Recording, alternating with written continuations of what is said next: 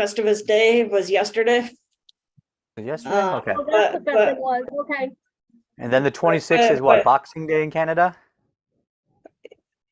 Possibly, but the official day was yesterday. However, Kurt and Sue celebrated in February. Yeah, that's what I remembered. Okay. Speaking of the devil, where is he?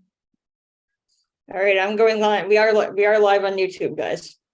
Mhm. Yep, we are at the World of Ability podcast show. Welcome, everybody. This is the holiday version of the World of Ability podcast with Emily Gulmer and Sue Roscoff. Take it away, Emily and Sue. All right, welcome everybody to, as Kurt said, welcome back to another episode of the World of Ability. I am Emily, one of the co-hosts, along with Kurt and his wife Sue. And we have a couple special guests on here today. We have our usual of Patty Ernest and Tim Trojan, but we have the special honor of having Raja on here. Hello. Way out in the Pennsylvania area.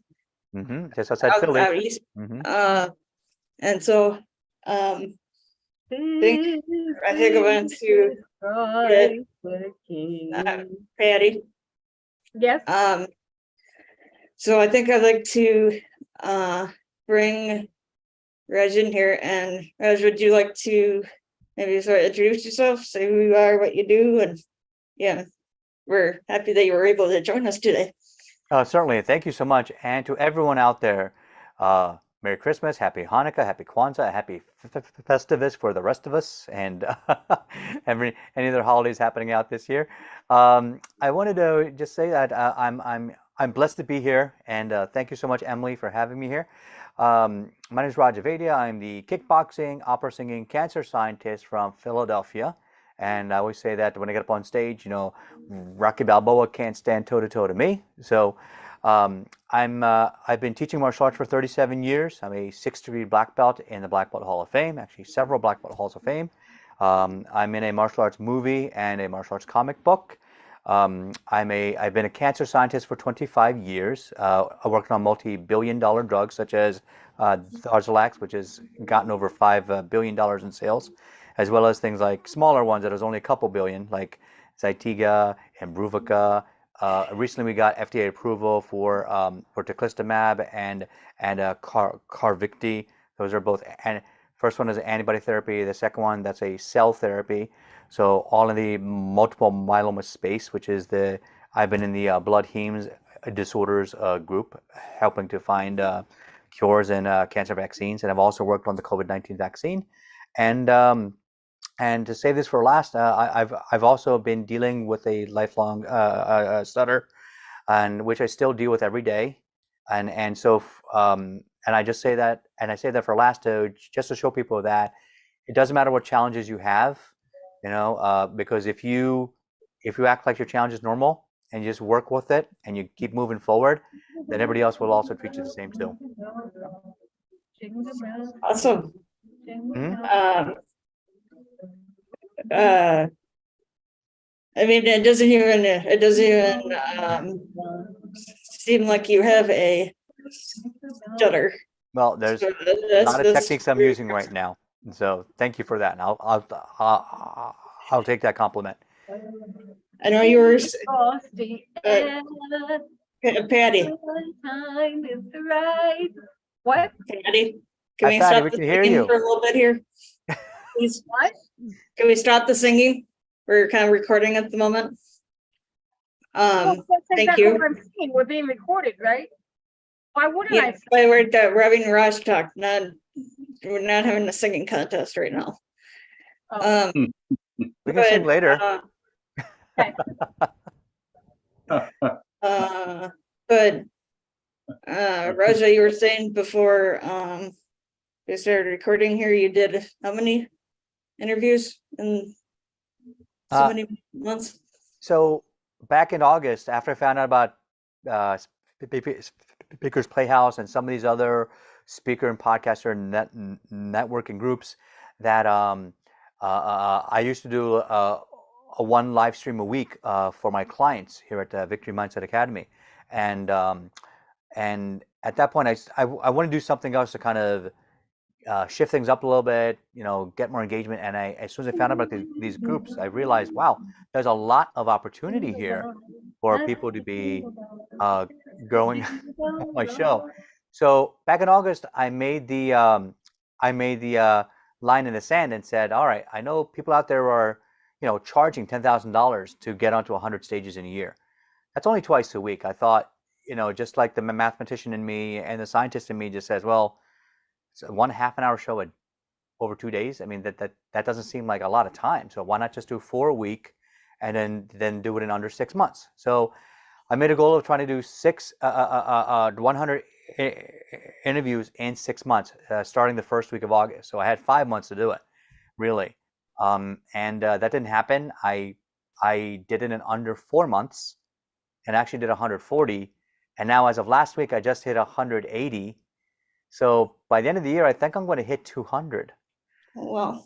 So in 5 months, so I'm just mind blown as much as many other people, because I've been working on facing my own fears of speaking and doing lives, and now I just say every time I get someone on my show, it's like, when you're live, you thrive, and like whatever makes mistakes happen, hey, that's just joy to the world, that we're sharing something in a real moment and we connect with people.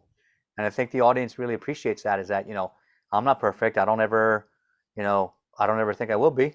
So for everybody else out in the audience, all the imperfect audience members too, guess what? I'm just like you, put on like one pant leg at a time, and sometimes I trip.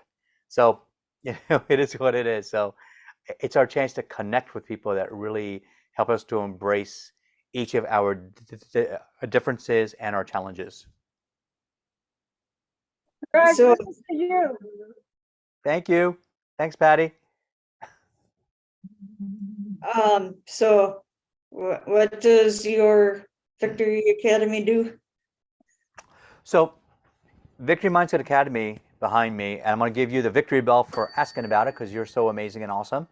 I help to shift people's mindset, because one thing I've realized over the past maybe 6-7 years or so, like my own personal transformation journey, is that I've had to deal with my own self-limiting beliefs, my own small-mindedness, my own scarcity mindset.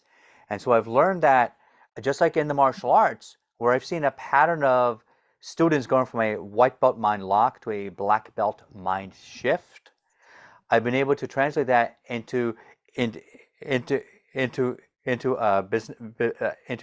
business, life, and relationships.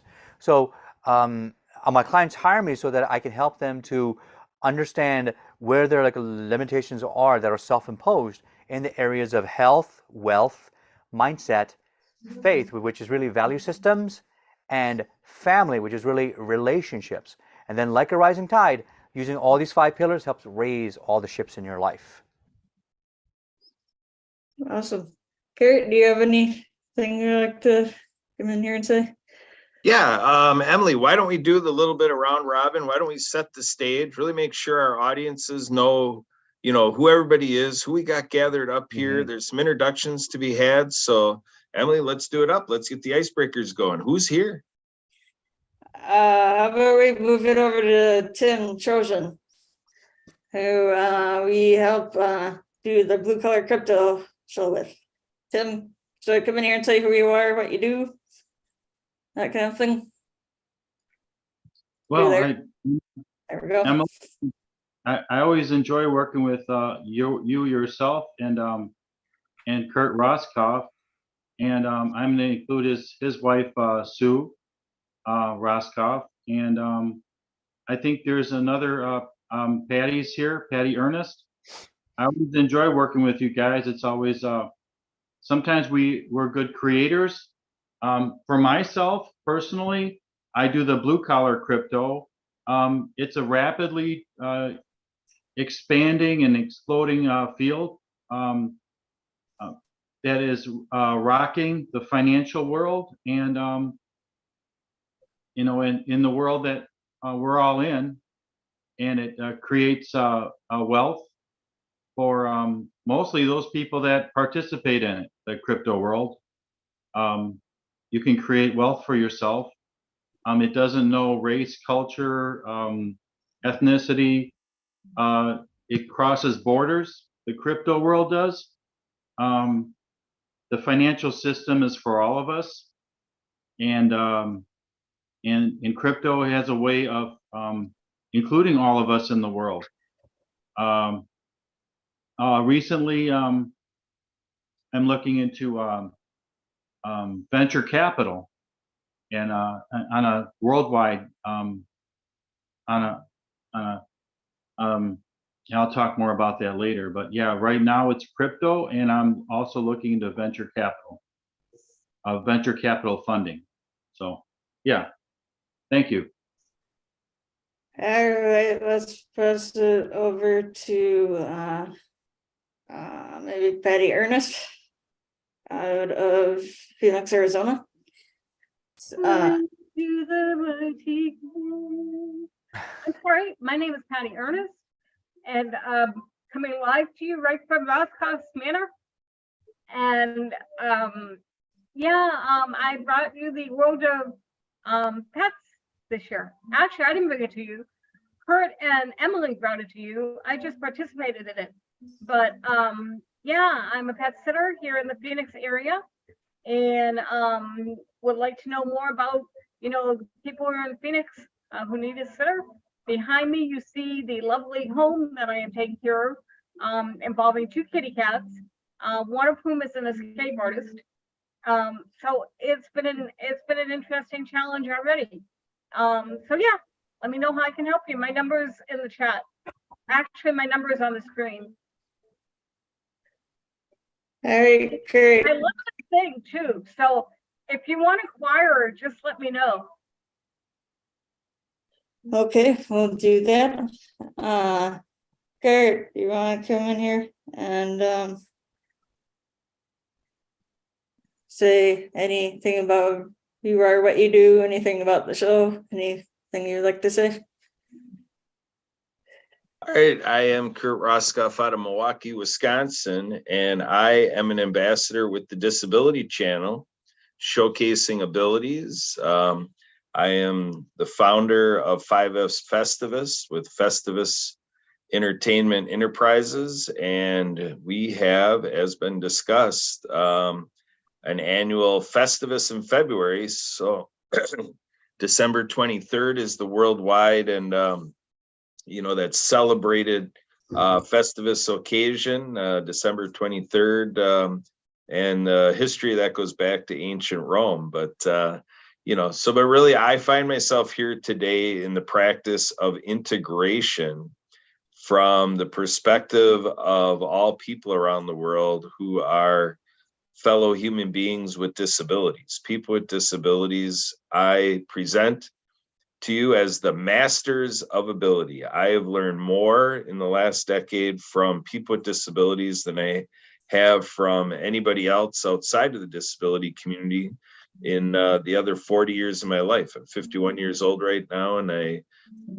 talk about my life with the turning point being at around the age of 40. And I ask myself, why and how in the world is it that it took till 40 years old for the world to bring me the way we need to be working together, playing together, praying together, learning together, governing together, doing everything together, especially from the ability perspective. So this is highlighting people with intellectual and developmental disabilities, the deaf community, the blind community, people with physical disabilities, everyone around the world living their days in chronic pain, those that have a mental health diagnosis, and those that have a goal of substance use reduction. Just this last week in networking with people all around the world, there were people full of conviction saying, let's not forget those who are lonely today. right now, as we bring you the World of Ability podcast, there are a lot of people struggling in loneliness. The world's largest healthcare crisis is social isolation. It is that delicate balance where we all are social beings, but sometimes our physical being gets in the way of our emotional being, and it doesn't come together. And sometimes we need to be in solitude and prefer to be alone for a bit, because at that moment, it's just too tough to try to interact with another person.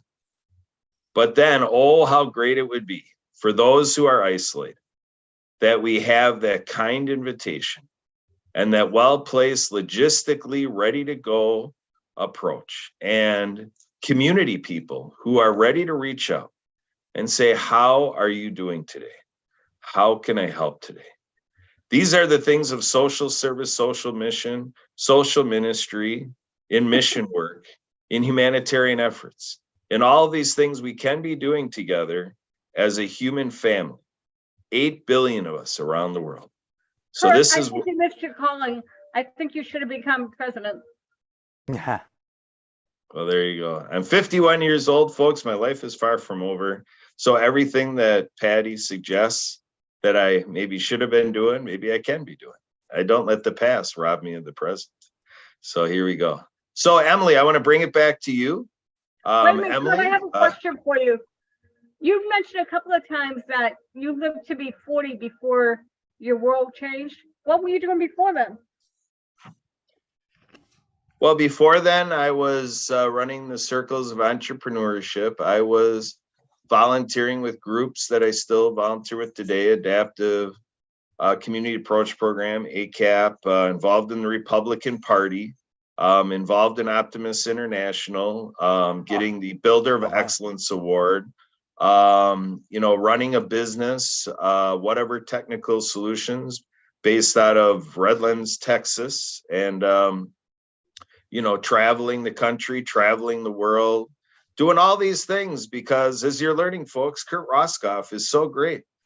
I just need to keep doing what I'm doing, and I'm a trailblazer, and let's just get her did, folks. That's a term I learned from Emily Gomer. I always said, yeah, I like to do stuff with you folks that we can celebrate a day further down the calendar where we could look back and say, hey, we got her did. So Emily just made it, hey, let's get her did. So there you go. For those OMG, of you who EMG. do not know this, Kurt Roskoff is a class clown. I'm what? The class clown. Oh, I wish I was the class clown. I didn't quite achieve that reputation, with my fellow students, but oh, how I wanted it. And oh, how you see, I still keep trying to do that today in everything I do. I've been quoted on LinkedIn as saying, if it ain't ridiculous, I ain't doing it. So, all right. So we heard that before. He's really shy, Secret Lighthouse, Kimberly Crow. If it ain't fun, it ain't worth doing. there you go. I agree with that.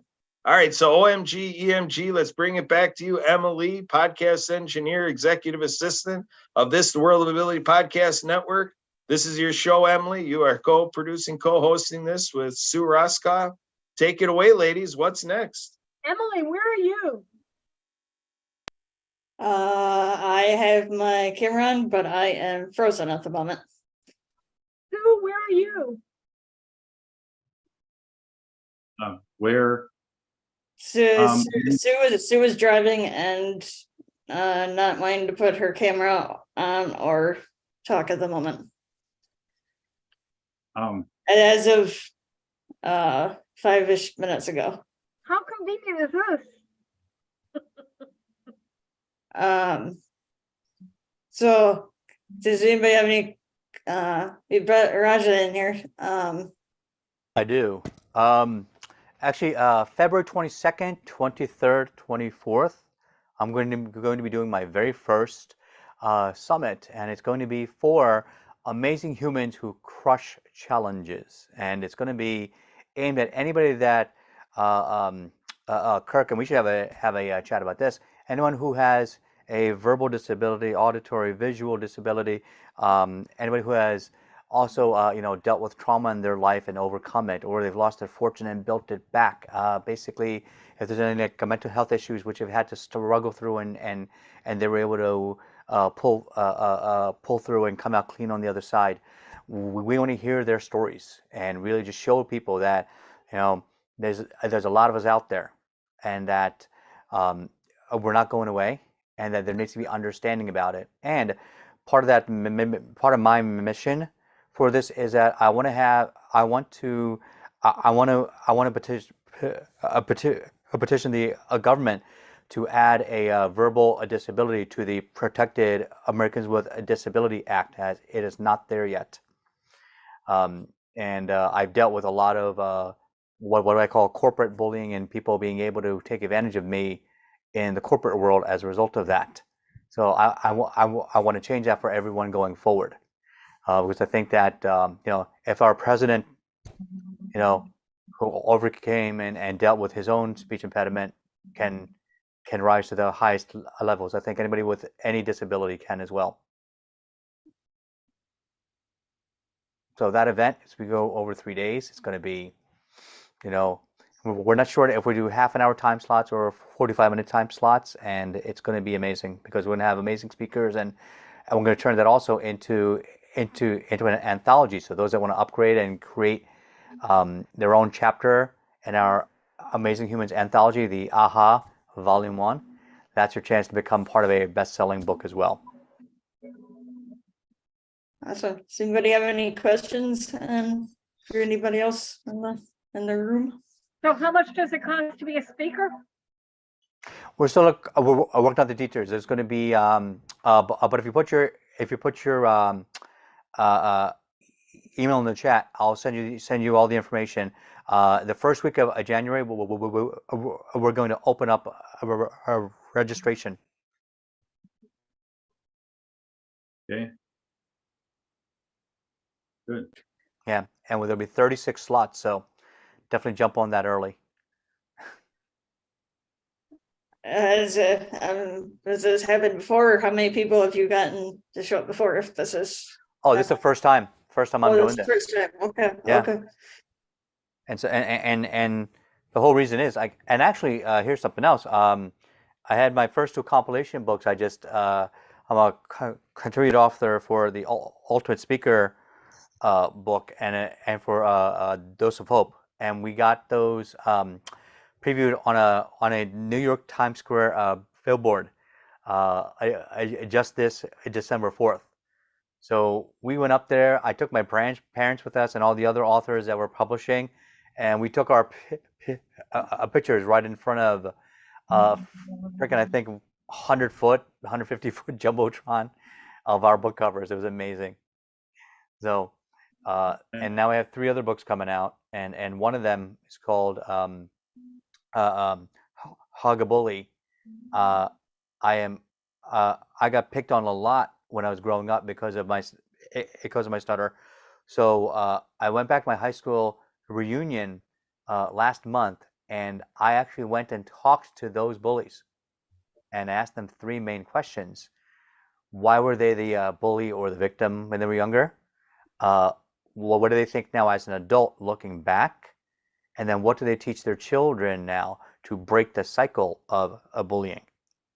Because anybody who's had, I think, any sort of a disability or a challenge, I don't even want to call it a disability. I want to say challenge. If you've had any challenge, you've probably been picked on or put down or looked down at.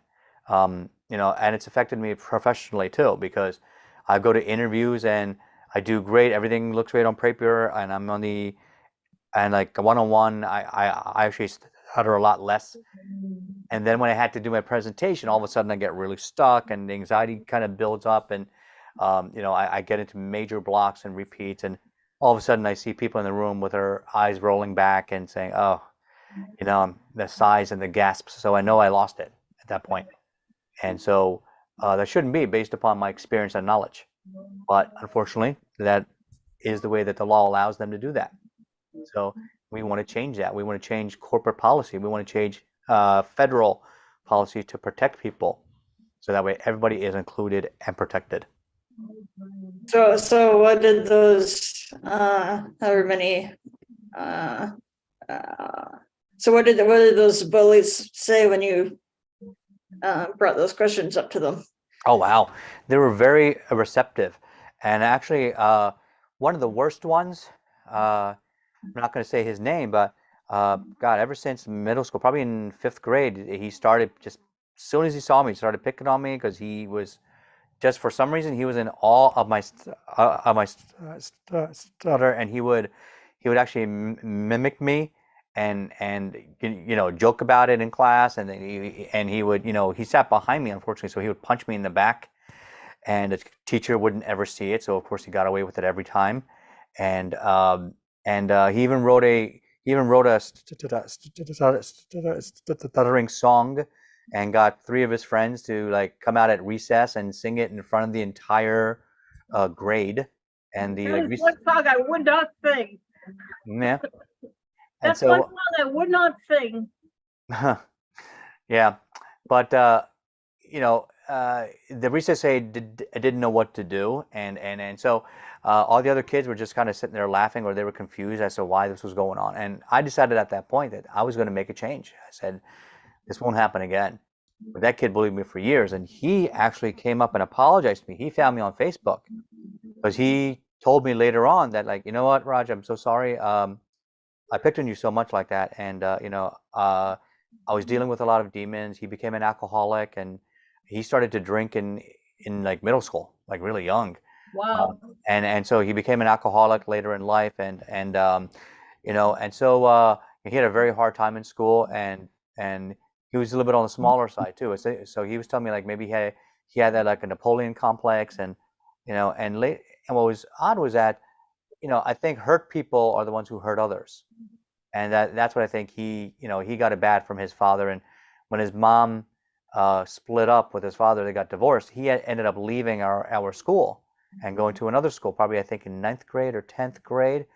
So after that, I didn't see him, and it was years later that he comes back and reaches out to me, and he apologizes, and as part of his 12-step program, he wanted to reach out to all the people that he had ever injured or insulted or hurt, and he definitely wanted to talk to me. And so we talked on Facebook over Messenger, and he apologized. I still have his chat available, so I'm going to post that in my book, and where he says he apologized and for everything he did, and he called me a great man.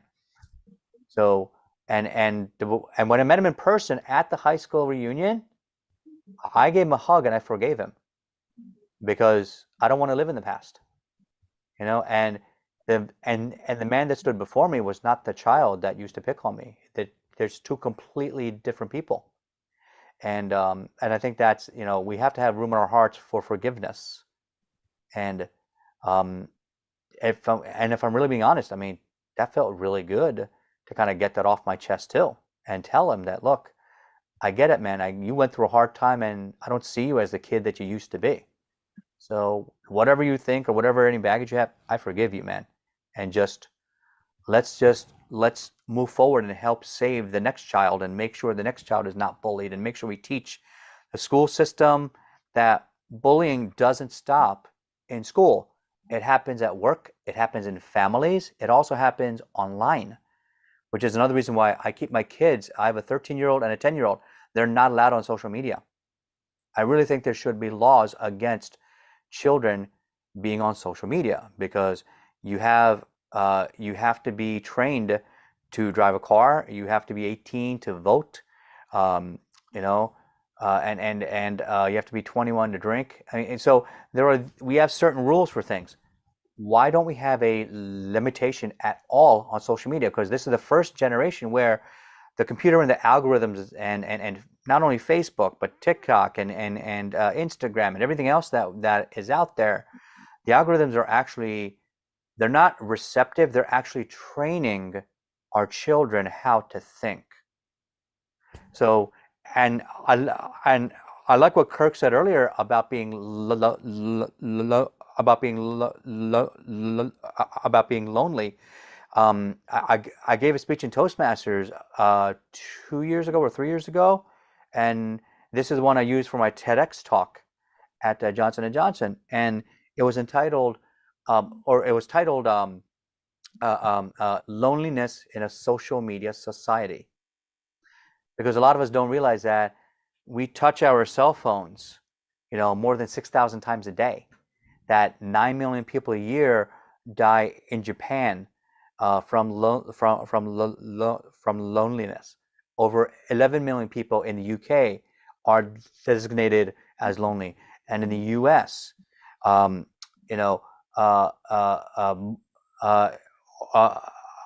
like residents over the age of 55 claim loneliness as whether they separated or they lost a loved one or a spouse or partner, or they started to live alone. That's where their health started to decline, and that's where you see the epidemiological impact of heart attack increase, diabetes type 2, because now you're not taking care of your health because you're alone. No one else is out there to make a check on you. So loneliness does affect a lot of us. So it's another opportunity again for us to grow and to learn. That in this season especially, if you know anybody down your street who seems to be like living alone or you haven't talked to, just go out and say hello. I mean, that could be the one olive branch that they need, that gives them hope going forward. So I have a question, Raj.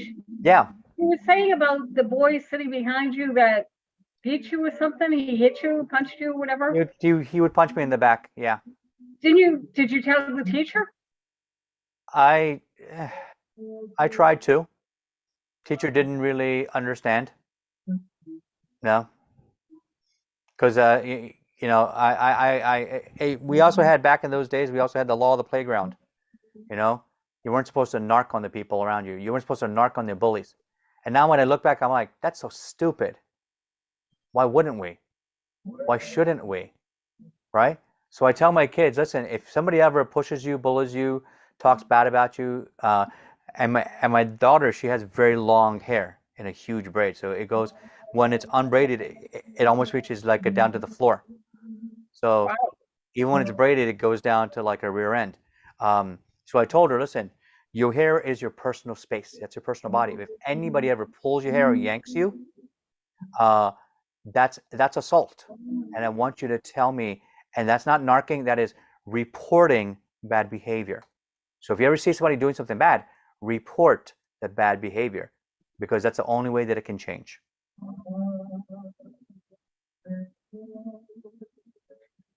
If you need somebody to do the interviewing during your presentation, during your During my meeting, summit? Yeah. yes, the summit. Mm-hmm. Emily is really good at interviewing. Yeah. Okay. Yeah. Like we'll have a talk about it then. Good. Yeah, because it'll be my first one. It's going to be fun. It's going to be 3 days of great subject matter experts, and I want 5 minutes of inspirational stories. But then, I want my speakers to teach the audience something that they can use, something practical in their real lives. Because I've seen too many events where it's like rah sis boom bah for 3 days, and then everybody forgets everything after that because they go back to the daily grind. I don't want my summit to be like that. I want it to be just like when I say, like in my karate studio, is that karate is not an activity. It's not a hobby. It is a life-changing event. And if you treat it that way, you get out of it what you put into it. I think somewhere in the Bible it says, like, you will reap what you sow. So it's the same idea, is that you need to put in the effort if you want the results. Would you agree? Yeah. So did we just lose Kurt and Sue? Sounds like it. Mm-hmm. All right. And Emily isn't here? So I'm still here. So they're great. So would you? Tim, do you have anything you want to? Yeah, Raj, Yeah. a lot of times Kurt, myself, Emily, and Yeah. I'm I'm in and out of this conversation a lot, but Okay. what I really found very helpful is invitations, right? Yeah. So I'm working. This man, his name is Jacques. He does a sales cycles. Mhm. He's having a seminar. I'm going to call it that, a video. What Okay. you call. And I really would like to invite you on behalf of Jacques. And so I'm making an invitation on behalf of somebody who does the invitations. Mhm. And it's a little bold. And Mhm. he has speakers on there. And I Okay. think to round out the disability part of his presentation, Yeah. sales cycles for business, making them shorter so you can do more sales. Yeah. He's an expert, I believe, in the this area that I'm a little bit old to be out of social media and sales, how to help businesses do that. And like I say, another invitation to add on to yours, Sure. that you be part of his group, his presenters. He says he needs dynamic people to be a part of it, and you qualify. And then Oh, you ain't seen nothing yet, brother. Wait till you see me really take off and have some fun. of course, I mean it sincerely. I know what you mean. Yeah. We like to joke around in the Midwest, but I do Yeah. mean that. Sometimes you have to say to people Yeah. what I said was meant in so that's what he says. He's looking for people, dynamic presentation, but also dynamic ideas. Your background is it's kind of admirable, but I think the person who you are is what we're looking for. And Gotcha. Thanks. I appreciate that. yeah, and I would like to just promote Kurt, myself, and Emily as people who we have a good chemistry, and I like to see and to pass the invitation. His name is Jacques Scutiki, and All right. You'll have to type that in the chat for me because I don't know if I can spell that. sure, and I think So, that, so, go so ahead. Raj, I could make Yeah. however you want to do it, whether it's like an email or LinkedIn or whatever, like an introduction between you and. Sure. Yeah. Just shoot me. I'll put my email in the chat as well. And I just put it in the chat for you. oh, there it is. Okay. Thank you. So Mhm. I can just imagine you have a lot on your plate, and here's one more thing to add to it. So That's okay. I just call that nonstop fun. okay, That's all. and I would like to promote where I am and where you are at, and then and that's really all for today. It's nice to get away. Now, let's not forget all the people that are trying to celebrate holiday, and they're I think you alluded to it. They're trapped. They don't know how to. Maybe they don't have any family, or they are more than that, they're not connected with family members as Mhm. much, Yeah. and they feel left out. So Right. a lot of people like that today. I just want to make a note of that. Yep. Tim, how did Jacques get brought into this? I put it in the chat. Do I need to put something else You wanted there? to introduce me to Jacques. Oh, I'm not sure how to do that. I just put his name there. Yeah. I can find him. If Yeah, he's on LinkedIn or if he's on Facebook, I'll find him. Yeah, that's why I said I would introduce you two. Yeah. If needed. But But do you have Sue, any more do you questions about what I do and how I do it? I was just gonna say Jacques has been doing some traveling lately. Mm-hmm. Sue, did you have anything you wanted to say, ask, comment, anything?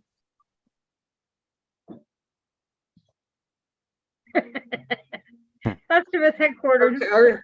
Or Kurt. Oh, you'll accept me? I'm okay.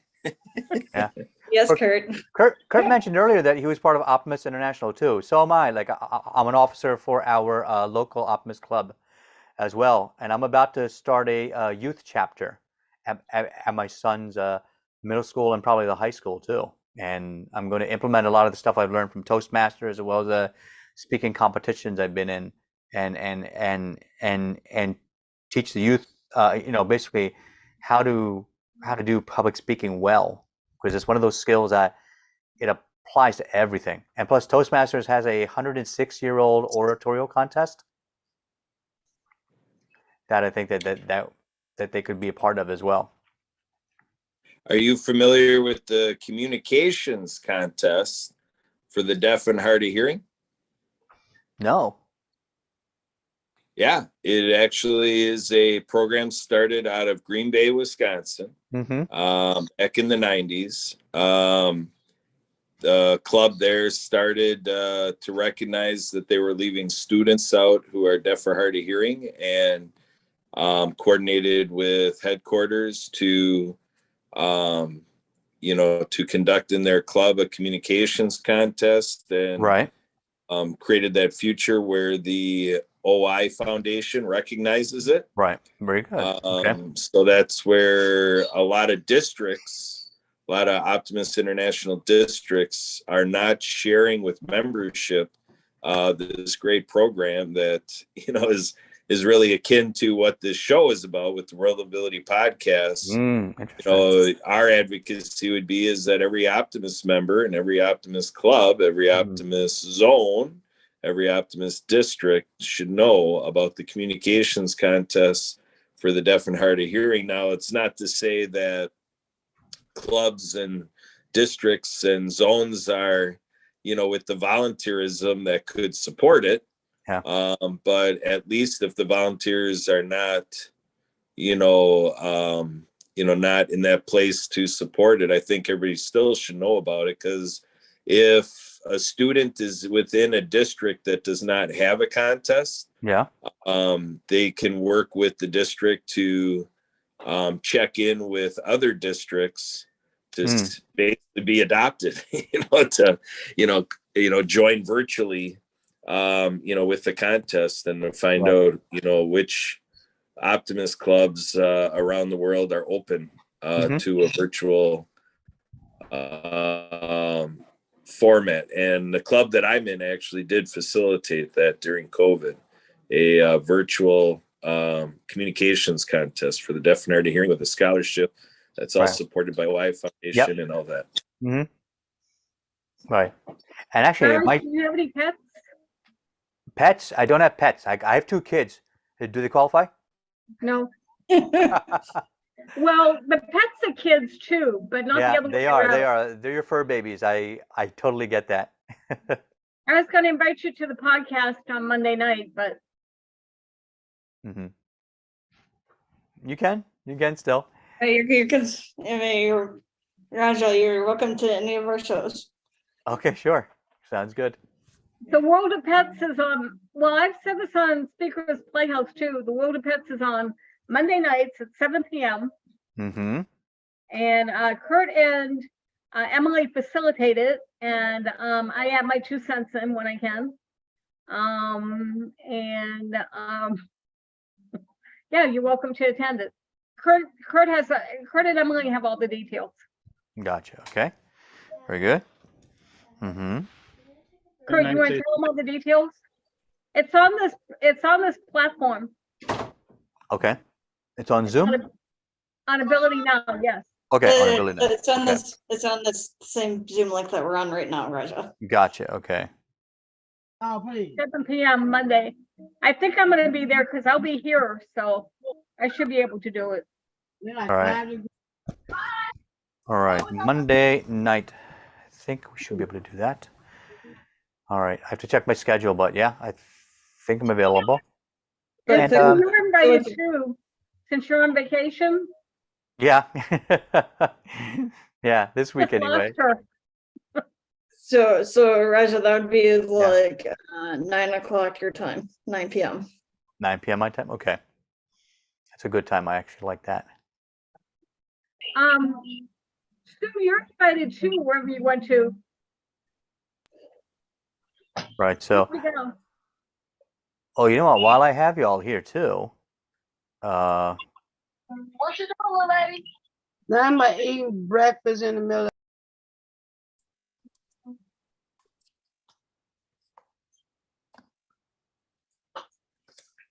here, And I then want to. Curtis promised he's gonna send me a lump of coal for Christmas. Oh, Gab talks. Yeah, Gab and I just had a very good conversation the other day. So she's invited me on her show. I'm inviting her on mine already. Sue, you want to join us on Monday night too. Yeah. Yeah, we'll have to see how our on You're this week. So muted we'll or see. something. We can't hear you. Oh, okay. Are you there? I think I am. Can you hear me? Now I can. Okay. We'll have to see how our schedule works out here because I know we're blessed to have a lot of family in town for the next couple of days. So we'll see how it all comes together. Well, Sue, I'm still waiting for you to thank me for the card. I actually did through Kurt. I heard him tell you that. Thank you. So do you have any questions or comments you want to say in regards to Raja or anything else you want to? Sure. Yeah. Actually, I apologize. Our internet went down for a moment there, so I've been bouncing around trying to get everything back up and going again.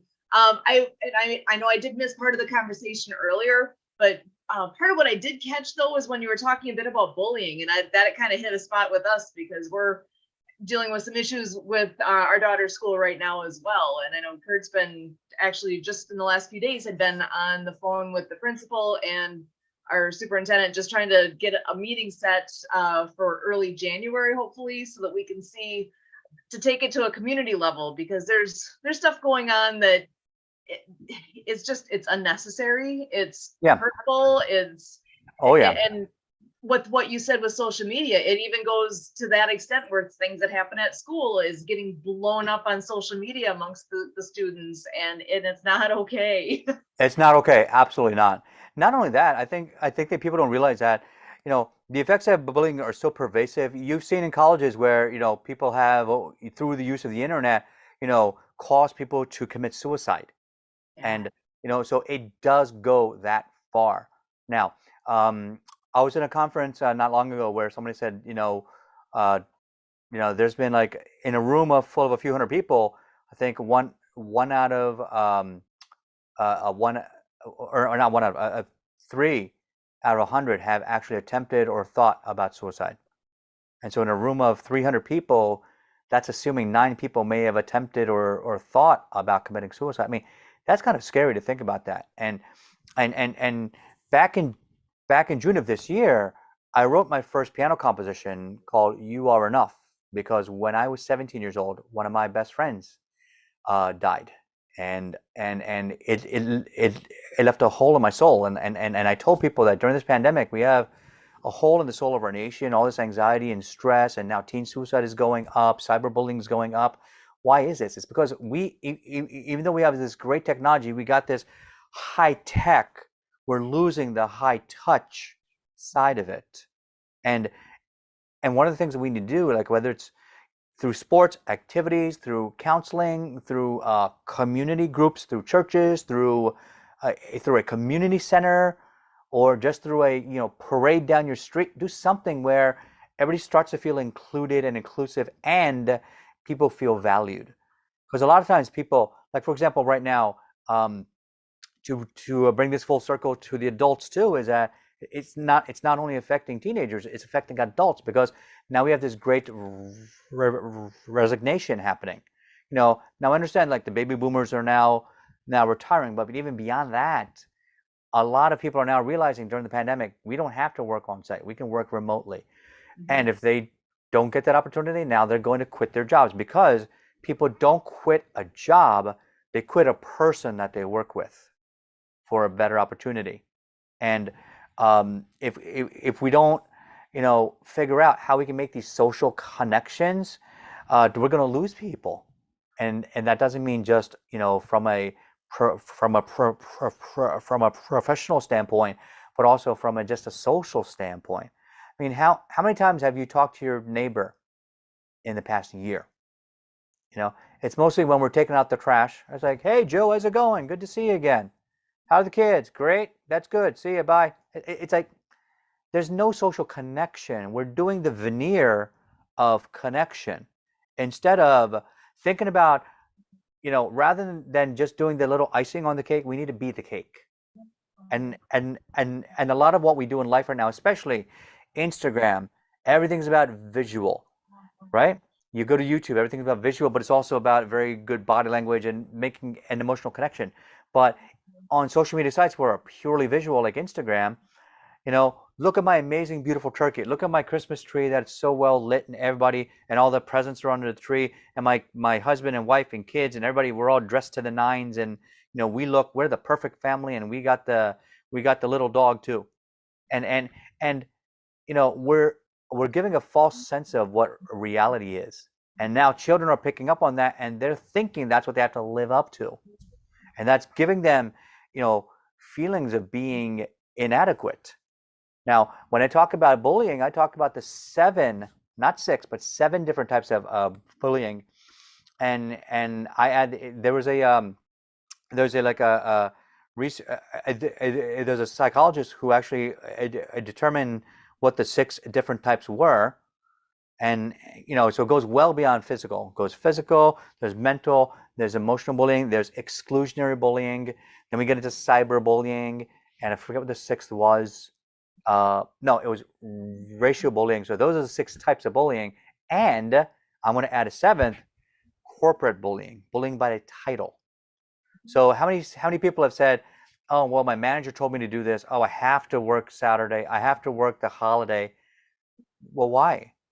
You're not required to by your job. I mean, it's optional, but then they'll say, well, then they won't like me. I'll get a bad report. I'm like, well, first of all, when you sign up to do 40 hours a week, there's an understanding that you're going to work hard for 40 hours a week. And if once in a while you have to, meet a deadline, that's fine. That's on you. But you shouldn't be forced to do it. You should not be, because no manager I know has ever really rewarded me for that. And if anything, I've had other people take credit for my hard work. So I become like the, what do you call it? I become like the grinder in the lab that just gets all the job done, gets everything done. But then somebody else puts their name on, where we do half the work, but my name is not on the first page of that presentation. You know how pissed off that makes me? The fact that, just because I didn't really want to talk, but I contributed. So this actually happened to me 6 years ago, 2016, is that, I did so much work. I did the work of 2 people in the lab. I injured both of my rotator cuffs. And even though I had told them, listen, this is too much work. We need to slow it down, or we need to get someone else to help me out. They're saying, no, you can handle it. It's fine. It's fine. You're young. You're strong. You're into karate. I'm like, yeah, but I'm not stupid. I know, I can see what's going to happen.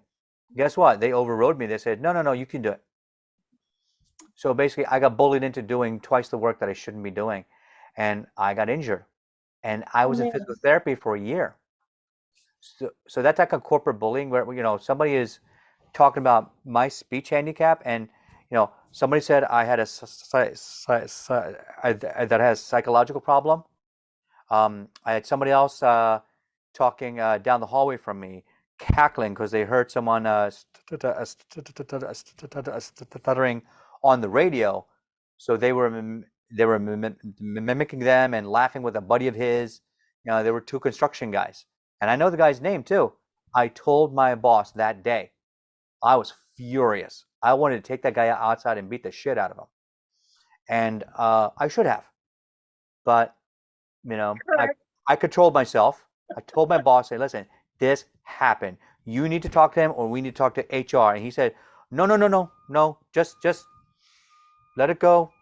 Don't do anything. Just leave it behind. I'm like, what do you mean just leave it? Why can't we deal with it? Why can't this person be punished for acting like a jackass about somebody's disability? And I remember there's like this one woman in our lab group came from a sales background.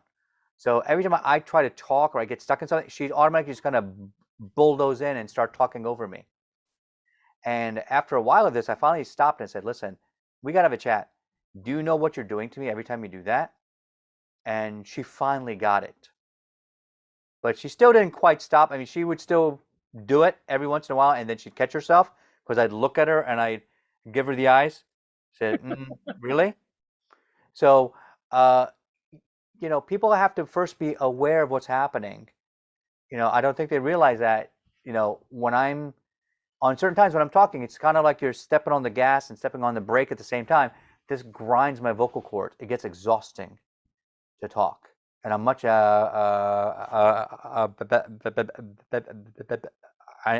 much better at it now than it used to be when I was younger.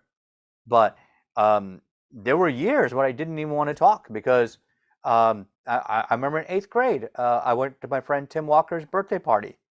And we're just, taking a break from the party. We're hanging outside on the sidewalk in front of his house and just chit-chatting about stuff. And I got in a block so bad. It was like 30 seconds at least.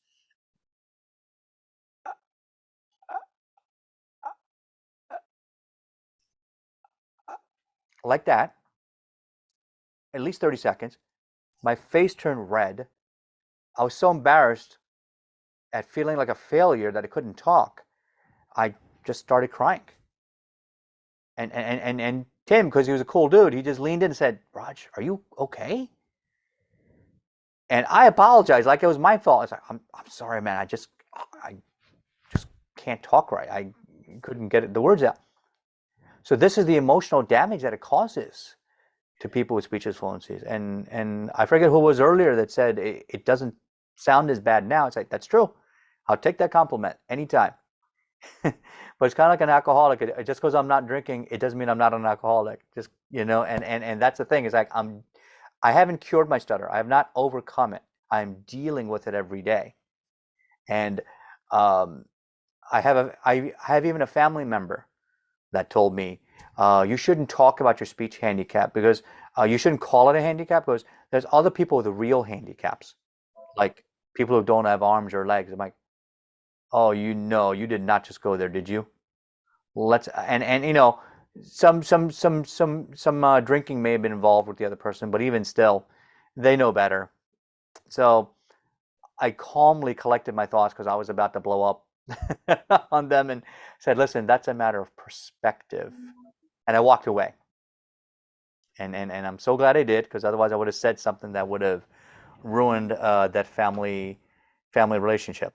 And so a lot of us out there that are dealing with some sort of a disability, I think that me joining Toastmasters 5 years ago because I wanted to finally figure out a way constructively, how can I overcome this? So I took years of speech therapy.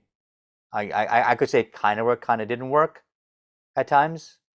I'm actually thinking about right now, like should I was on a panelist. I was an expert on a panel discussion for Thomas Jefferson University speech pathology program a couple of weeks ago. And all the students in that program, there were probably, I think, between 50 to 80, I think. And there were maybe 20 that were visible.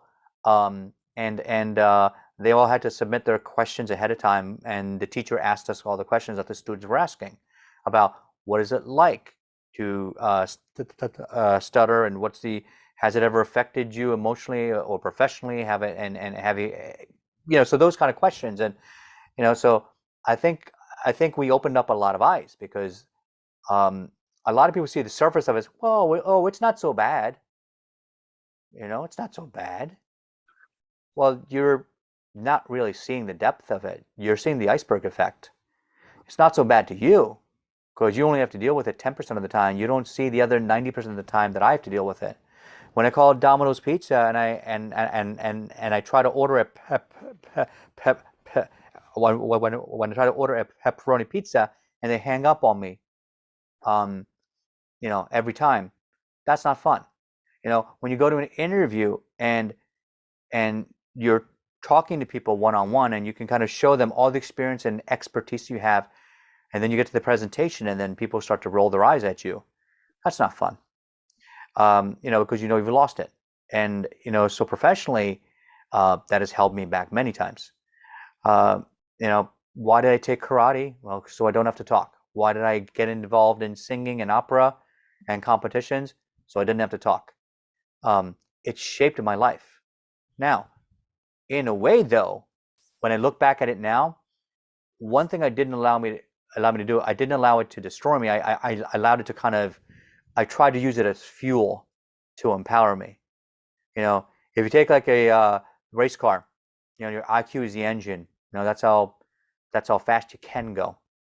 But I think your attitude, your perception, that's the fuel.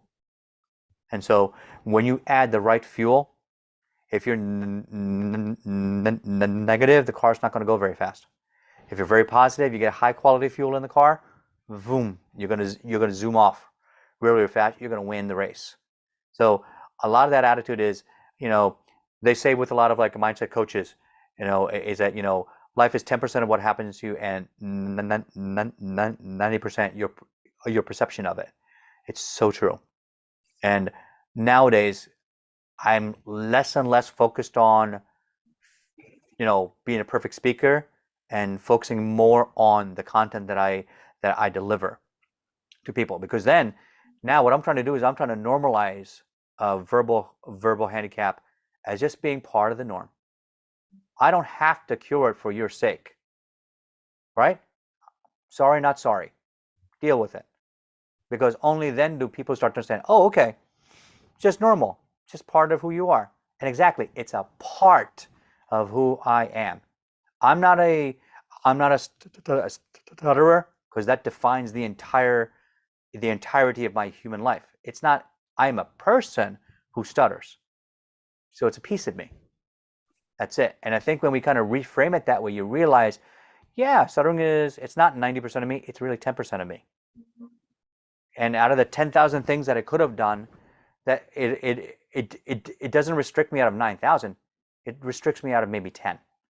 So now I can focus on the other 9,990 and do the things that I love to do. And maybe there's 10 things I can't do. Okay, I can deal with that. So for all y'all out there, quit complaining, go find a way. And I'll give you a phrase I use with my clients all the time, okay? Don't fake it till you make it. Instead, believe it and become it. That's what I tell every single client I have. And to my children, I say all the time, and this applies to every disability I think as well, is that, you can either be a problem finder or a problem solver. I'm a problem solver. I need to get onto a think tank, and I want to solve the world's problems. My speech handicap be damned. Who cares? Why does if I don't make a big deal out of it, like I tell people on stage, like, listen, God gave me this handicap, so I probably don't talk too much, right? So now we can laugh about it and we can move on, right? And when you feel that sort of positive energy, when you feel that sort of impact, I'm actually trying to hold back right now because there's so much I want to say and how I want to say it, and I don't want to overwhelm you like trying to drink from. Overwhelm us, Raj. Oh, go ahead, overwhelm us. I'm loving every minute of this. But here's what I'm gonna say to you. Okay, protect your confidence. It's the number one thing that a lot of people don't realize you need to do. Protect your confidence, because everybody's going to chip away at it, especially if you have any sort of a challenge or a disability or a handicap, whatever you want to call it. You have an obstacle.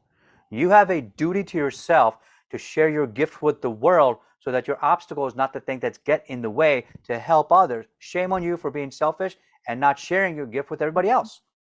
Now is your opportunity in this world that is so tech friendly, may not be touch friendly, but it's tech friendly. That means you have every opportunity to connect with the rest of the world. There are 8 billion people out there, and they need help. They need your expertise and your gift. Why are you holding it back? So let's reframe and create a mind shift for you that you standing back, being stuck in your box of fear, is actually you being selfish and being too scared to help people out in the world. Let's change that, right? And it's not your fault. It's okay. You've been programmed this way by society, by social media, by the news, by your parents, by your family, by your coworkers, by your schoolmates, your classmates. Everybody's taught you that, oh, you're handicapped? Oh, well, I guess you're just not going to do much in life. Who said you have to accept that? I say to hell with that. Prove them wrong. Whenever anybody says to me, you know what, I just don't think it's going to, I'm surprised you're doing this. I don't think you're going to make it. And I say, oh, yeah? Watch me. I went from in high school to joining the choir. And then in 10th grade, auditioning for our touring choir, I finally made it. I tried my first year, didn't make it. Second year, I did. And then I tried out for the district choir. Didn't make it in 10th grade. I auditioned again. I made it my junior year. And then I tried to audition for regionals. Didn't make it. So then senior year of high school comes around. I'm like, damn, I got to make it this year. Problem was, at that time, I also got braces. I got a white plate. And I had to sing like this. And so I had to sing through this white plate, and I couldn't eat solid food for 2 months. So what I just said was I had a bite plate in my freaking mouth for 2 months, and now the guy who stutters also has this freaking thing in his mouth. I'm like, is this some sort of crazy little punishment on me from God? What the hell is this? And I said, all right, so what? I'm gonna find a way. So in district choir, they only take the top 20 out of 40. I made it to 14th. I'm like, oh crap, 14. I'm never gonna make it. Because in regionals, they take 2 districts, and out of those 40 people, they only take the top 10. And then when you go to all state, they take the top 4. I was thinking, oh shit, there's no way I can do this. So I just sucked it up, and I faced to my parents and faced off to my orthodontist. I said, listen, I want this thing out. You have to take it out. I don't care if my teeth rot. If they fall out. The music. And I wanted to be able to compete singing wise. And I was starting to get good because I started to have a good ear so I could pick out the notes really well. So I said, all right, let me do it. So they finally took it out. They agreed. They relented. When I went to audition for regionals, I went from 14th out of 20, which is really 14th out of 40. And I went to first chair. First chair as a bass 2. And that qualified me also for state. I was like, oh my God, I could not believe it. As soon as they called my name, as soon as I get to the top 10, I'm like, oh crap, I'm not in like 5 to 10. Oh, forget it, I didn't make it. They got to number 5, number 4, number 3. I'm like, oh, well, screw it. No, I guess as long as I tried, I guess I'm happy. Then 3rd place, 2nd place, and 1st place, Raja Vaividya. Like, what? Wait, what? They called my name? Oh my God. Yes. I got first chair. Not expecting it. Because sometimes if you think about when a rock gets thrown in the lake, what happens? You get what? You all know the answer to this. What is it? What do you get? Waves. Yeah, somebody's saying waves. Very good. But you missed something. First, there's a splash. There's a big splash. It takes a momentous amount of energy to get started, to force yourself. When a rocket goes off into space, did you know 80% of its fuel is used just in takeoff? And the remaining 20% is used to course correct and to return to Earth. That's amazing, isn't it? Then why do we don't think that way in our lives, that every new skill that we need to make, it takes 10,000 hours to learn a new skill.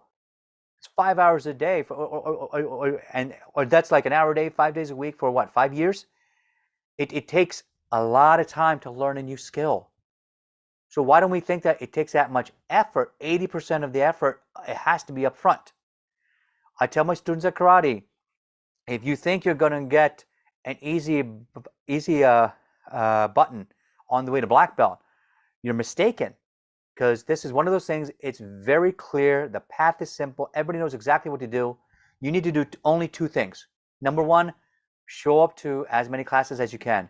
Number two, when you show up, give your best effort. If you do that, you will become a black belt, guaranteed. How do you win a marathon? You put your right foot forward, left foot forward, repeat. You win a marathon. That's it. You're done. How do you stop smoking?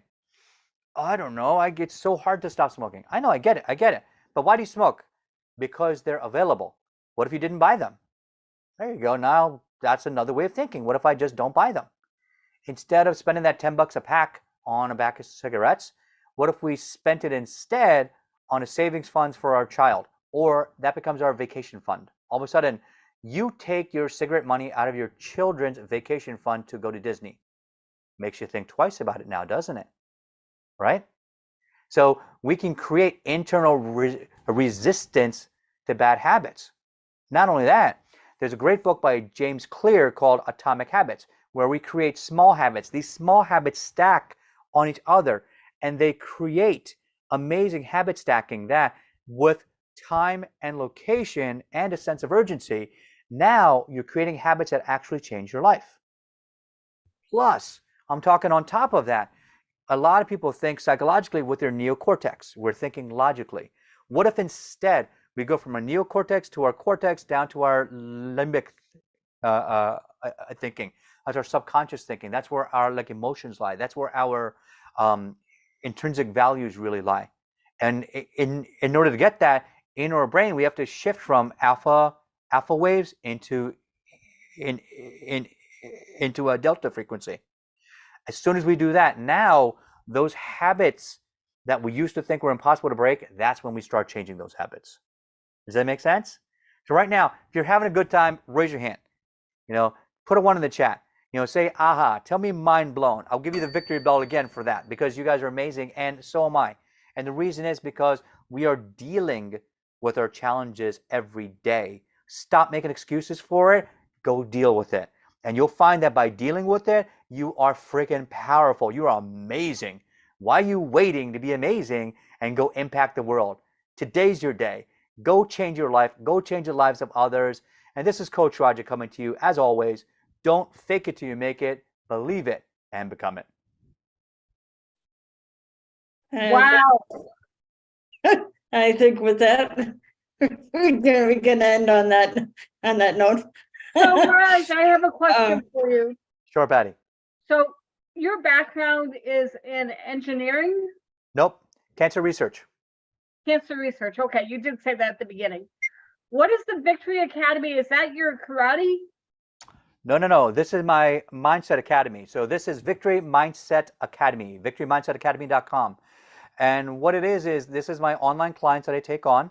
I take them through my speaker confidence workshop. I go through the mind shifts of a world champion. I have an 8-week boot camp called the Mind Shift Adventure to help reset your mindset and to shift you into a positive growth mode.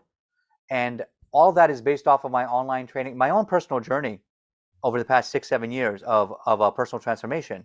And a lot of that is going to be in my next book. This is called Unbox Me Today. And this is what I was talking about earlier about those 5 success pillars that I've gleaned through my own personal transformation journey, where I talk about health, wealth, mindset, faith, and family. So all of that combined, it really gives you the opportunity to change your life, to improve your life, to expand your life, to augment your life. A lot of us are waiting for someone else to give us permission. Stop that. You don't need anybody's permission to go improve. You don't need anybody's permission to wake up 5 minutes earlier and meditate, or to start a gratitude journal every single morning, which will put your mind in a positive state. I need Kurt's permission. Well, it depends. Let's change that. All right. So Patty, What is it that you want to have a change? What's an obstacle in your life? Let's create a mind shift for you right now.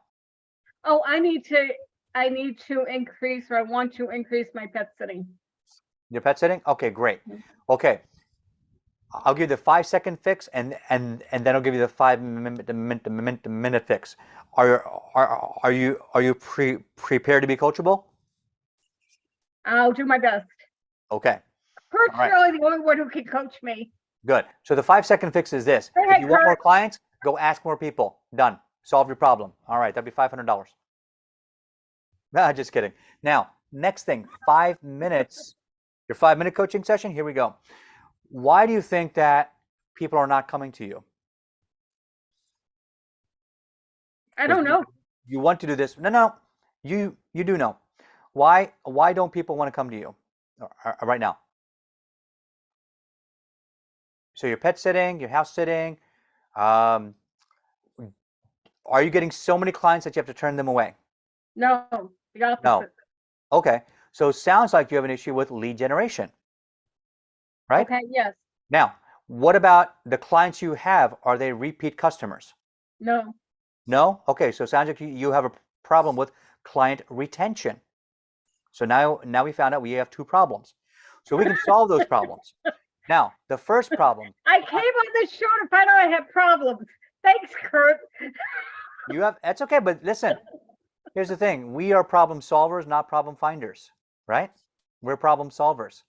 So your first opportunity is with current clients.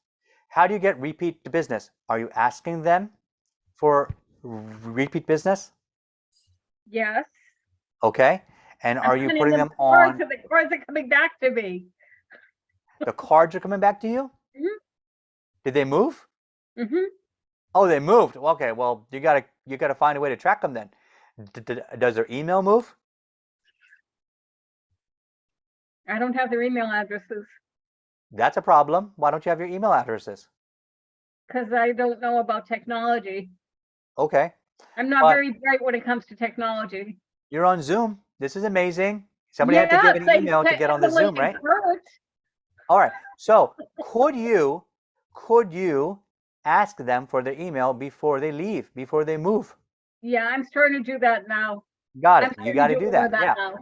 And listen, you can even start as very simple as like getting MailChimp or getting an autoresponder like Aweber or Systeme.io. These are all, there's, what else? There's Simple Text. There's so many different email autoresponders out there that you can just put those names in a list and say, hey, every 3 months, remind them, hey, this is your favorite pet sitter. Miss you. Hope you're having a great life. Hope send it to them on their birthday. Hey, this is a birthday discount. You get 10% off on your birthday. When do you anticipate you'll need the next pet sitting service? Now, notice you're not selling. You're saying like, when do you think you'll need it? And we'll see if it fits in my calendar. If it does, great. If not, all the best to you. So now you're reconnecting. Now, the most powerful, the most the money you'll make is by upselling your client retention. So then that way, the people that already know, like, and trust you are going to connect with you again because they already know, like, and love you. Kurt wanted me to upsell this morning. Huh? Kurt wanted me to upsell this morning. You should. You should upsell every time. And don't sell, you offer. You make an So offer what stack. exactly is involved with upselling? Here's the thing you do. So do you know what a funnel is? A sales Yeah. funnel? Okay, great. Do you use the software to do that? No. Okay. There's so many different softwares out there. ClickFunnels, Sales Process. I use something called ThriveCart. That's fantastic. What you can do is you sell one offer. Here is one pet sitting service. But did you know if you buy a 2-pack, so the next time you use it, you can save 20%. Okay. All of a sudden, that upsell of buying 2 at a time or 3 at a time, or would you like to be in my VIP pet sitting mastermind where you get 1 year of pet sitting services up to 1 time a month included for one single price. Kurt, are you taking notes? Because I'm going to quiz you on this later. So now all of this is doable because now you say, aren't you tired of that? Aren't you tired of that pain of trying to scramble to find a pet sitter at the last minute? So what we do right now in copywriting, there's a formula that you can use, and this is directly from Jim Edwards. Jim Edwards, he's the main copywriter for ClickFunnels, and he wrote in his book one of the formulas that he uses. And this you can write. This is gold right here. This is $1,000 workshop right here. So hope you're not. Where's your pen? Make sure you take some notes right now. I don't have a pen. You I don't know where my pen can is. do. Hurry. Everybody having fun so far?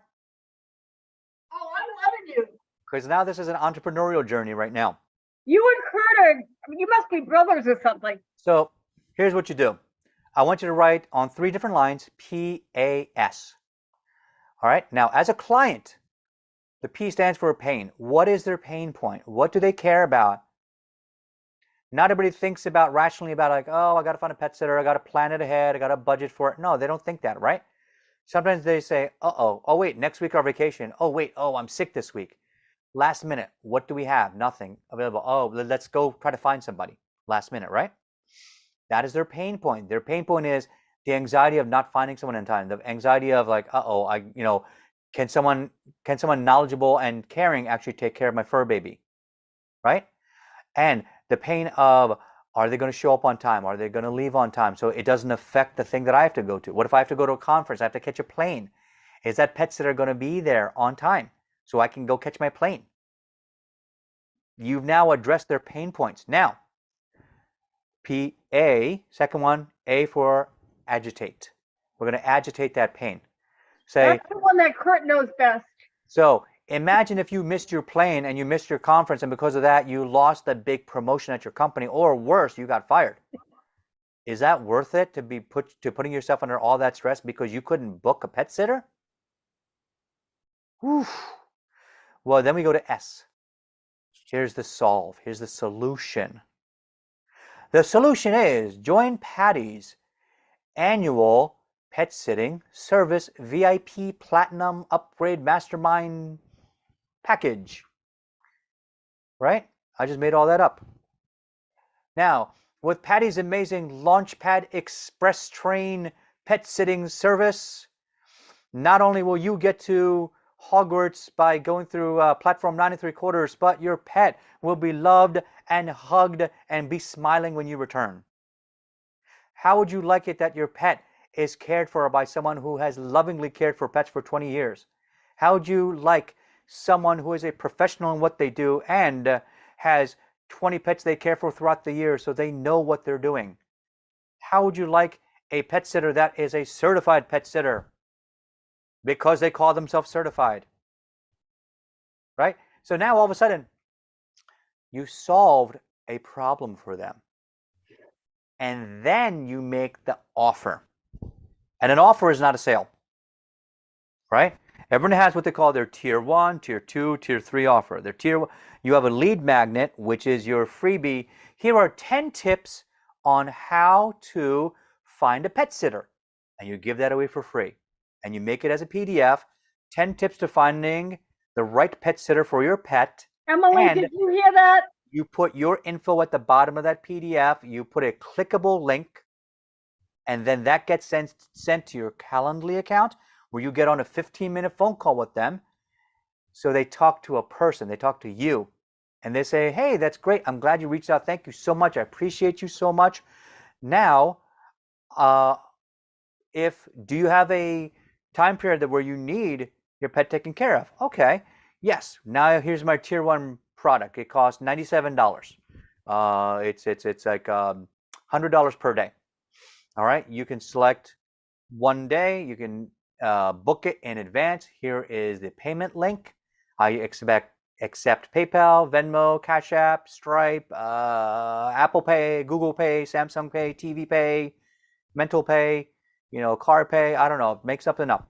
All right. So you got 5 different payment programs. So now you can pick and choose. All right. How do you want to pay? You make it easy for them, right? Because if you at any point create resistance, create friction in the buying process, people won't buy. So you want to get them to that point. Just like in mindset means you're stuck in cement. You create a mind shift for them. That's why I'm the mind shift master. I'm creating a mind shift in you right now, and you don't even realize it. And right now you're not Oh, thinking I about my know. stutter. I know You're- what you're doing. And so you know what's going on, but you love it. You're having a blast. Now, thank you for signing up for that one day. But did you know that if you sign up for 2 days, Is this being recorded, folks? is it being recorded? Good. So if you sign up for 2 days, you get 20% off. And if you sign up for our monthly program where you get once a week and you get priority scheduling on my calendar, then you get 25% off. And if you pay for the year in advance, because I know you're busy, I'm busy, you become one of my platinum VIP sponsors, you now get 50% off the entire year if you prepay. And that means every month you get once a week platinum VIP advanced scheduling with a hug, and you get an Oreo cookie, and and guess what? When they sign up for that platinum VIP program, you send them a dog toy or pet toy with their pet's name on it. You just get a label writer, make the little label, stick it on. Now they think they got a personalized pet toy. And now you created a client who's going to love you for life. So have you created a shift in how you can retain more clients now? Yes, I probably needed Success! We ring the victory bell. I need for it to be reinforced, but yes, I like your thinking. Here's the thing. I love your thinking. Here's the thing. When I'm talking with somebody, not always, I'm human, but I tend to listen intently to the delivery as well. Okay. Do you realize, Raj, that you did not stutter once? Well, it's because I was over exaggerating a lot of things. In that entire discussion, I mean this with all due respect. Yeah. Okay. You did not stutter once. Mm-hmm. You are cool. absolutely a coach. I don't say this to everybody. Yeah. Kurt's a coach. Yeah. I don't know about you. But Kurt's a coach. Yeah. I listen to Kurt and I joke back and forth a lot. But you, absolutely, you're a coach. You just have definitely opened my eyes. I have a lot of thinking to do. I probably need Emily's assistance with the technology behind some of this. Sure. So she can get a cut in some of this if she's open to it. Mm-hmm. Kurt, I don't know what to do with you yet. But then again, that's been a challenge all along. So Kurt, how you feeling, buddy? But yeah, wow. And that's only the 5-minute version. Wait till you see the 8-week courses that I give. You know, I have programs now that start at $7 to a lead magnet. Then they go to a $27 or $47 tier 1 program. Then they go to a $297 program. Then they go to a $3K program. Then you have a $10K and a $24K program. And the whole point is that at every tier, right, you're not selling, you're offering something that the client wants. And you ask them very clearly, listen, is this something that you need? All right, well, let's talk about it. And it's not about selling. You're helping someone. And you are supposed to get paid for your time. That's the other mind shift I think people forget is that, oh, well, I want to be nice and, you know, I don't want to charge my friends for my time. It's not fair. I'm like, well, you know, when you buy a Toyota, do you care if Toyota gets paid for selling you a car? No, why not? They're a business, right? If you have a business, you have a pet sitting business, you make it clear to your friends too, hey, I can give you some sort of a small discount, but I can't give away my time for free anymore. It is affecting my business. And if it's a service, they are trusting you. They are trusting you. The friendship discount is not 100%. It's 10%. Because they're supporting you, you're supporting them back by giving them a 10% discount. Right? But they are supporting you, but they are giving you the trust that someone will take care of their fur babies. That's very important. That is something, it's like, honestly, I don't get babysitters because I don't know if I can trust someone to watch my kids. Right? But also I have grandparents. My parents are 10 minutes away. My sister also lives 10 minutes away. So we have other opportunities, we have other options. But say if I had a pet and I couldn't have them taken care of over a long period of time, over a safe period of time, well then why then who would I trust to take care of my pets? Oh, my best friend Patty. All right. And Patty says, all right, well, Patty, in order for me to, okay. Emily says to Patty, Emily, can you watch my prize winning poodle? Right. And Patty says, sure, I can do it. Let me check my schedule. And listen, because you're one of my best friends, Emily, I'm going to give you 10% off any rates. And then Emily looks at her and says, huh? What do you mean? You're going to charge me? I said, yes, Patty. Yeah, yes, Emily. So Patty says to Emily, yes, Emily, I really want to help you and support you. That's why I'm going to give you 10% off. But what I've learned is that my time is valuable, just like your time is valuable. And I want to respect your time as I know that you want to respect mine. So by doing that, I do have to charge for my time because time is the one commodity we do not get back. Steve Jobs on his deathbed, he was a multi-billionaire. He can't buy another day.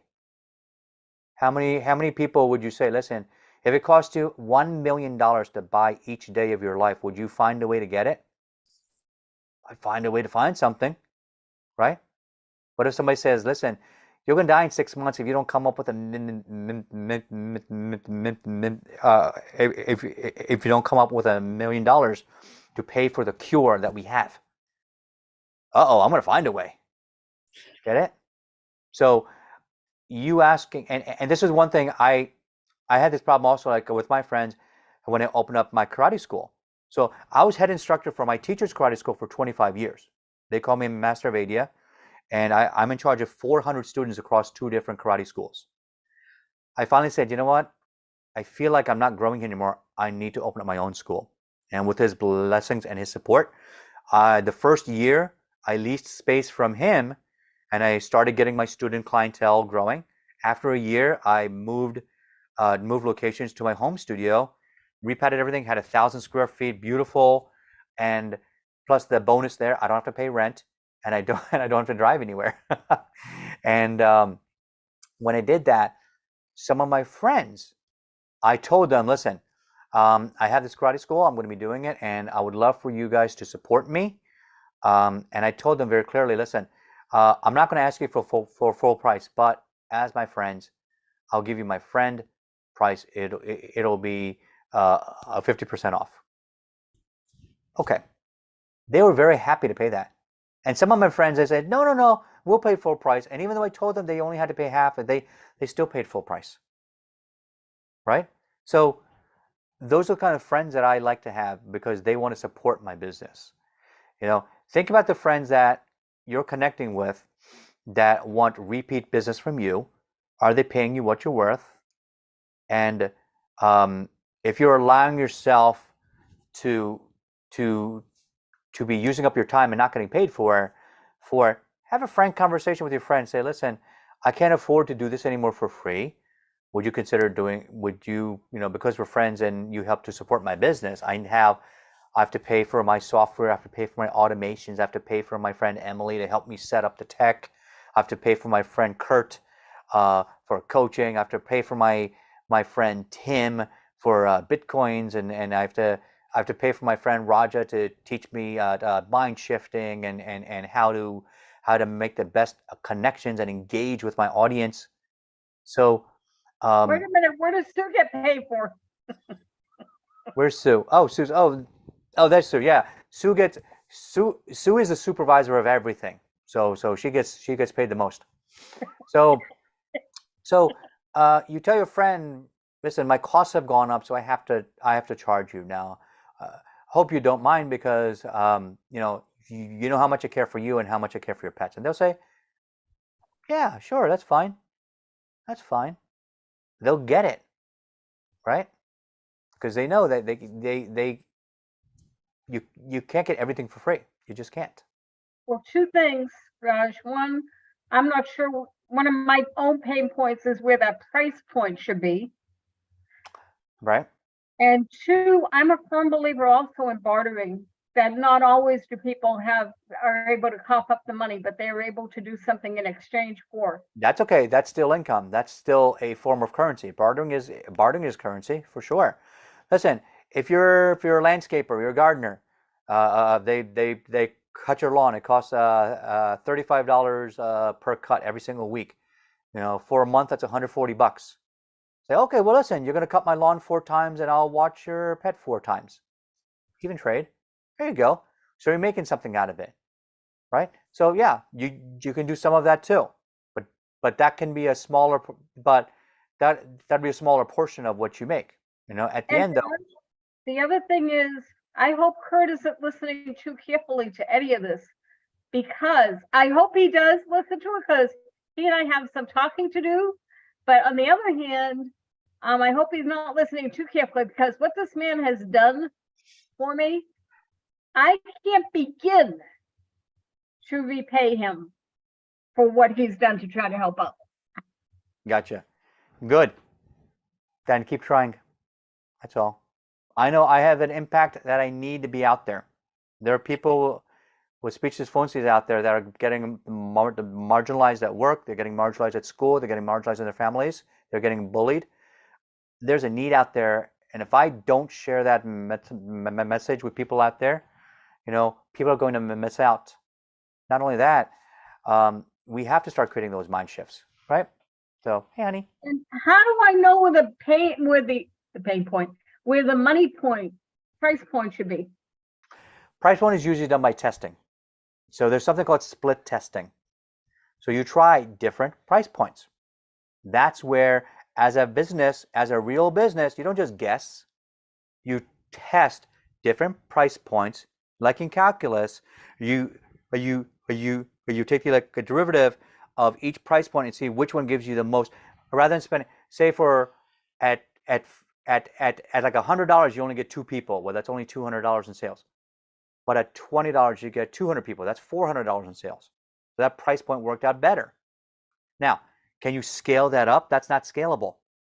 But so you have to find somewhere in between that's a happy medium between your time and your income. And the only way you do that is you split test it. So whether it's on Facebook or any of these other funnel apps, there are programs that will allow you to split test different price points. It'll track it for you. You can split test the image of your ad. You can split test the copy of your ad. You can split test the price point of your ad and see how many people come to that. And then once you get maybe somewhere between 50 to 100 paying clients, then you create something called a look-alike audience. So part of that, what Facebook advertising does is it creates this little piece of software called a pixel. At Facebook Pixel, you copy the code and you put it in your links for where people are buying from. And then now that pixel allows you to find out, well, my average buyer is a 42-year-old parent, empty nester with a Shar-Pei. Okay, great. Okay, so now you know what kind of parent, you know the age, the sex, the income level, the typical pet. Now you can start to focus and cater in and create a lookalike. So basically copy the ad, you create a lookalike audience, and you tell Facebook, find these kind of people to advertise to. And then as soon as you do that, now you can change your budget from $5 a day to $10 a day to $20 a day to $50 a day, because by spending that $50 a day, you're making $500 a day. You're making $200 a day. You're making something. You're creating an ROI. You're creating a return on investment, right? Or what my mentors call a ROAS, a ROAS, a return on ad spend. If your return on ad spend is positive, doesn't matter what you spend because you get a positive return. Why does Apple spend money on advertising? Why do they have commercials? Because it's a positive return on ad spend, right? Why do big businesses, small businesses, why do influencers, why do they do commercials? Because they work. If you're not doing commercials, you got to find another way to connect with people. Word of mouth is super powerful. But did you ask people to refer other people to you? If you didn't, then you're missing out. So on my live stream show, Freedom Coaching Live, I ask in my intake form, what questions would you like to be asked? Where have you been? Where have you been shown? What other stages have you been on before? Is this your first podcast?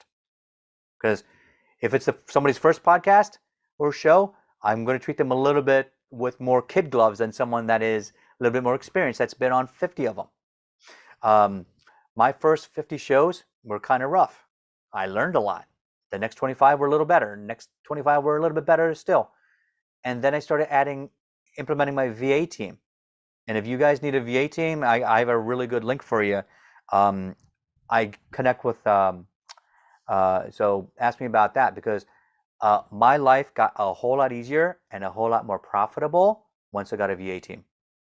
Because as soon as you do, you spend more time on your genius and less time on the stuff that you don't like to do. If you don't like to do tech, assign your VAs what they need to do and they take care of it.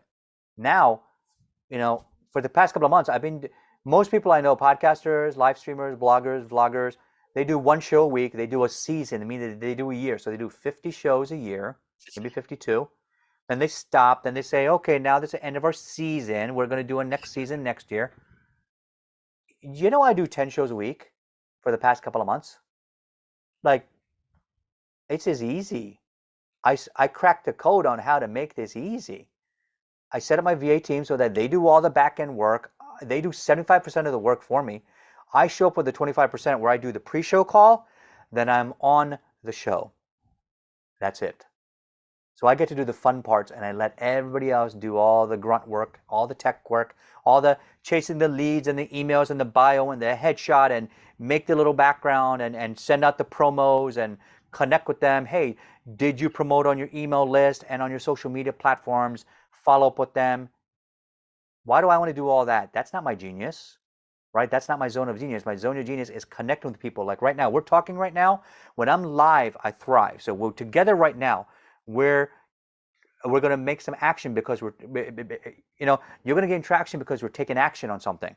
So Patty is now going to be the next superstar pet sitting service, right? Let's just call you what you are. You're a superstar. And you're smiling. Now you're turning red, and now you're, giggling, and you're having fun because I'm complimenting you, and you're smiling, and look how much fun we're having. Don't you think your clients would like to have this much fun too? Connecting with you, talking with you, and being able to connect with your genius, right? We all have a zone of genius. Nobody's smart or dumb. That took me all this personal transformation to kind of realize that everybody's smart in something. You have to go find that zone of genius. And Michelangelo, when he created that amazing statue of David, people don't realize it's a 17-foot tall statue. It weighed 6 tons. I thought it was like this big. I thought it was like 3 feet or 4 feet, 5 feet high, maybe. I thought it was like life size. No, it's huge. So when I did some research on this, I discovered it was made out of 6 tons of white marble, a single piece. Can you imagine that? How much does it cost in today's economy? Can you imagine back then what it cost? You had to have a sponsor. You had to convince somebody to buy that for you so you could create a work of art. So everything was commissioned.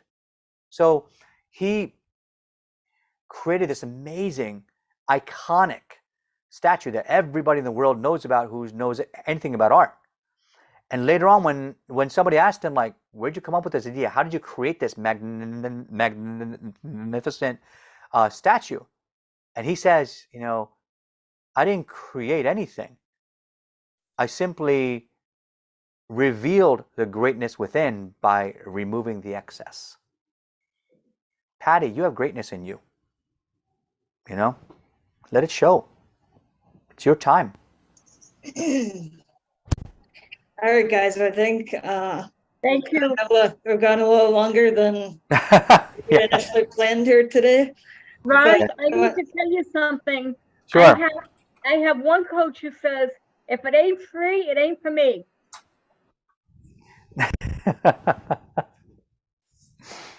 Okay, so That's one way to go. That's not my way. I wanted to thank Raja and everybody else who came on here today. Kurt, do you have any last words you want to say here before we can wrap up?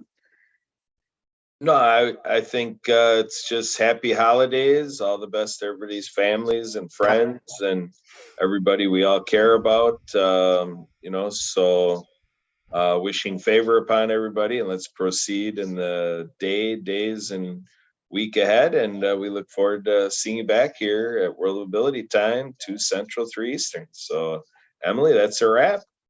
Thank you, Emily, and thank you, Kurt. Thanks. Raj has a meeting. I have a meeting on Monday